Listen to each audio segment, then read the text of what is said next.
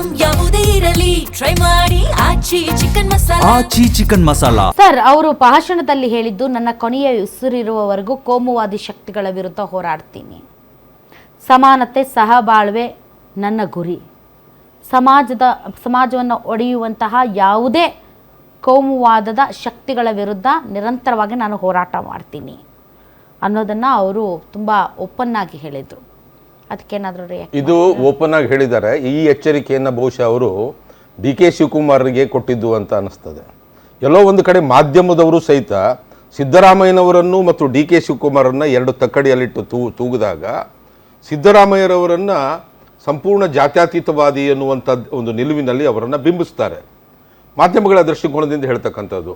ಎಲ್ಲೋ D K Shivakumar ಅವರನ್ನು soft Hindutva ಅನ್ನುವಂಥ ಲೆಕ್ಕದಲ್ಲಿ ಸಹಿತ ಅವರನ್ನು ನೋಡ್ತಾರೆ.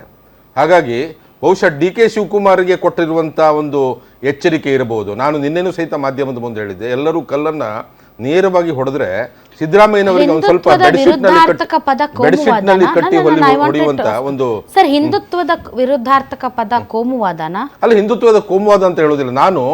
ಯಾಸ್ ಡಿಫೈನ್ಡ್ ಬೈ ಯಾಕಂತ ಹೇಳಿದ್ರೆ ಸಿದ್ದರಾಮಯ್ಯರ ಹಿಂದುತ್ವದ ಪರ್ಯಾಯ ಪದ ಕೋಮುವಾದ ಅಲ್ಲ. ಪರ್ಯಾಯ ಪದ ಹಿಂದುತ್ವ ಅಂದ್ರೆ ಎಲ್ಲರನ್ನೂ ಒಳಗೊಂಡಂತೆ ಈ ಹಿಂದೂಸ್ತಾನದಲ್ಲಿ ಬದುಕಿ ಬಾಳುತ್ತಿರುವಂತಹ ಪ್ರತಿಯೊಬ್ಬರ ಜೀವನ ಶೈಲಿಯಿಂದ ಹಿಡಿದು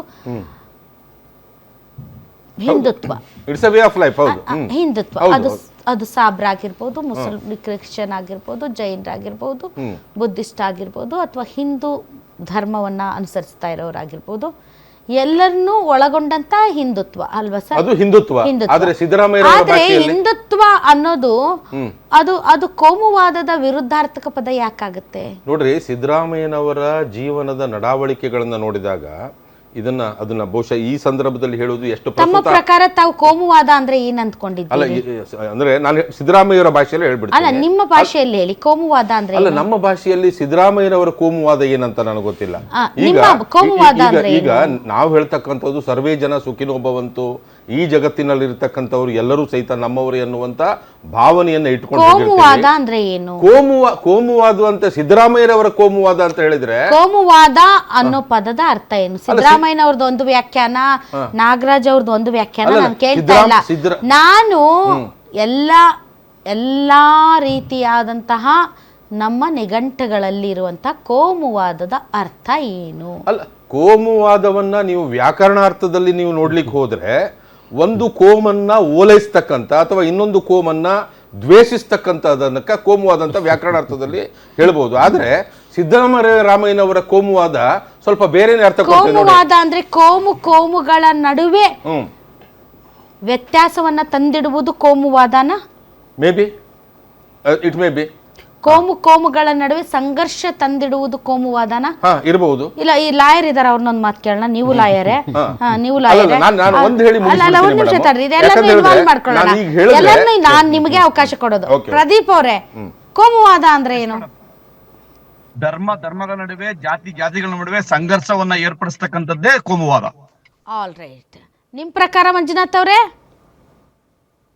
ಖಂಡಿತವಾಗ್ಲೂ ಒಂದು ಕೋಮು ಮೇಲು, ಒಂದು ಕೋಮು ಕೀಳು, ಒಂದು ಕೋಮು ಈ ಎಲ್ಲಾ ಸವಲತ್ತುಗಳನ್ನು ತಗೊಳಕ್ಕೆ ಅರ್ಹ ಇರ್ತಕ್ಕಂಥದ್ದು, ಒಂದು ಕೋಮು ತುಳಿತಕ್ಕೊಳಗಾದಂಥದ್ದು, ಒಂದು ಕೋಮು ಈ ಸವಲತ್ತುಗಳಿದೆ ಆ ಸವಲತ್ತುಗಳಿಂದ ವಂಚಿತವಾಗಬೇಕು. ಕೋಮು ಮೇಲು, ನಾವೊಂದು ಜಾತಿ ಮೇಲು, ಒಂದು ಧರ್ಮ ಮೇಲು ಅನ್ನಕ್ಕರ್ತಕ್ಕಂಥದ್ದು ನನ್ನ ವಾದ. ಅದು ಇದು ಜಾತಿ ಅದು ಇದಾಗುತ್ತೆ ಬಿಡಿ. ಏನೋ ಶ್ರೇಣೀಕೃತ ಜಾತಿ ವ್ಯವಸ್ಥೆಯ ಬಗ್ಗೆ ತಾವು ಮಾತಾಡ್ತಾ ಇದ್ದೀರಿ, ನಾವು ಕೋಮುವಾದದ ಬಗ್ಗೆ ಮಾತಾಡ್ತಾ ಇದ್ವಿ. Correct sir. ಎರಡು ಕೋಮುಗಳ ನಡುವೆ ಸಂಘರ್ಷವನ್ನ, ಕಿತ್ತಾಟವನ್ನ ತಂದಿಡುವಂತಹ ರಾಜಕಾರಣ, ಸೊ ಕೋಮುವಾದ. ಸಿದ್ದರಾಮಯ್ಯನವರ ಕೋಮುವಾದ ಯಾವುದು? ಸಿದ್ದರಾಮಯ್ಯನವರ ಕೋಮುವಾದ ಏನಂತ ಹೇಳಿದ್ರೆ, ಹಿಂದೂಗಳು ಬಂದು ಶಾಲನ್ನು ಹಾಕ್ಲಿಕ್ಕೆ ಹೋದಾಗಲ ಅಥವಾ ತಿಲಕವನ್ನು ಹಾಕ್ಲಿಕ್ಕೆ ಹೋದಾಗ ಅದನ್ನು ಧರಿಸಿಕೊಳ್ಳದೆ ಮುಸ್ಲಿಮರ ಟೋಪಿಯನ್ನು ಆರಾಮಾಗಿ ಅದನ್ನು ಸ್ವೀಕರಿಸ್ತಕ್ಕಂಥದ್ದು, ರಾಯರ ಫೋಟೋವನ್ನು ನೀಡಿದಾಗ ಅದನ್ನು ಸ್ವೀಕರಿಸದೆ ಇನ್ಯಾವುದೋ ಒಂದು ಧರ್ಮದ ಇದನ್ನು ಆರಾಮಾಗಿ ಸ್ವೀಕರಿಸ್ತಕ್ಕಂಥದ್ದು. ಇಲ್ಲಿ ನೀವು ತುಲನೆ ಮಾಡಿ ನೋಡಿ. ಭಾರತೀಯ ಜನತಾ ಪಕ್ಷ ಒಂದು ನಿಮಿಷ ಲೆಟ್ ಬಿ ಕ್ಲಿಯರ್ ಮೇಡಮ್, ನಾನು ಮುಗಿಸ್ಬಿಡ್ತೇನೆ. ಭಾರತೀಯ ಜನತಾ ಪಕ್ಷ ಎಂದೂ ಕೋಮುವಾದಕ್ಕೆ ಬೆಂಬಲವನ್ನ ಕೊಡಲಿಲ್ಲ. ಹಾಗಂತ ತುಷ್ಟೀಕರಣವನ್ನ ವಿರೋಧ ಮಾಡ್ಕೊಂಡು ಬಂದಿದ್ದೀವಿ. ತುಷ್ಟೀಕರಣವನ್ನ ವಿರೋಧಿಸುವಂತದ್ದು ಕೋಮುವಾದ ಆಗ್ತದೆ ಹೇಗೆ?